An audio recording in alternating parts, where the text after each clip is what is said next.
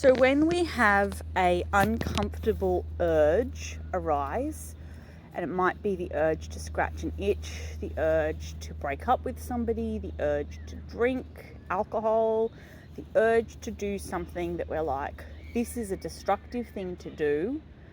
I don't want to have this urge. I need the urge to go. It's human nature to do everything in our power to make the urge go away because it's a deeply uncomfortable state. And a little bit of avoidance of uncomfortable states is perfectly natural. So if you touch a hot stove, you take your hand off. If something feels uncomfortable, we try and fix it and make it go away. But if we make it go away by engaging in avoidance behaviors, such as distracting ourselves with TV or some other type of addictive problem, then we've just replaced one problem with another. If we make it go away by giving into the urge and being like, I will go drink the alcohol, I will break up with the person, we also, again, have not overcome this addictive urge within us that's going to keep arising over and over again. And even if we've broken up with this particular relationship, we might get back together and end up in this cycle of forever breaking up and getting back together. Or perhaps the urge was arising due to some sort of unmet need in our attachment with other people that we need to work on. So when uncomfortable addictive urges arise that have been persistent in nature, as in it's not the first time you've had this urge, it comes up over and over again. Comfort eating is another classic example. Rather than trying to distract yourself from the urge and soothe the urge and make it go, I'm going to invite you to do something that is very hard. And it's really easy for me to say, and it's really hard for you to do, which is to sit yourself down or lie yourself down. And the reason you're doing that is because you're trying to put your body into a state where it's not in fight or flight, because you're sitting or you're lying down means you're not about to run away. You're telling your body, it's okay, there's nothing for me to do right now, there's no need to run. And mindfully, with a sense of curiosity, notice the urge. Take your attention inwards and ask yourself, what does this feel like? Is this a sensation in my body? Are there particular thoughts that go with it? Are there emotions that go with it? And mindfully catalogue everything you can possibly notice about the urge.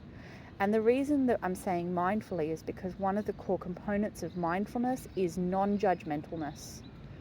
So noticing any judgments that come up, like I don't like this, I can't stand this, and naming them to yourself, saying, oh, I'm just judging. I'm just labeling. If you are a fan of CBT, you could say I'm catastrophizing, but you don't have to do that. And say to yourself, these are just thoughts that I'm having.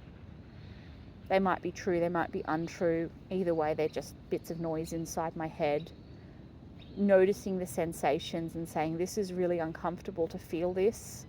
Could be a feeling in your stomach, your sternum, your chest, your head.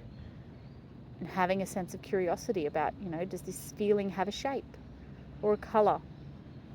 Could I practice the ACT therapy skill of physicalizing it, like imagining giving it physical attributes, imagining watching it, giving it a colour and a shape and a size inside my body, and reminding myself as I do that if I can see it inside my body, then I'm bigger than it. And if I can observe it, then there's a part of me that is feeling this urge, but there's a part of me that is separate to that. A part of me that is just the observer, and that observer is safe from the urge. And there is a lot of science and research that backs up that this attitude of mindful curiosity and observing, rather than avoiding our urges, puts a lot of people in a much better state of the capacity to resist acting on them or doing anything to make them go away. Acceptance is a really deeply uncomfortable skill, and a skill that's very hard to sell people, because why would you accept if you could avoid? So only use this skill if you've already had a red hot crack at problem solving. If you can make the urge go away some other way, if you've got nicotine patches or something else that can problem solve it so that you don't have to learn to accept it and not struggle against it, well then by all means problem solve.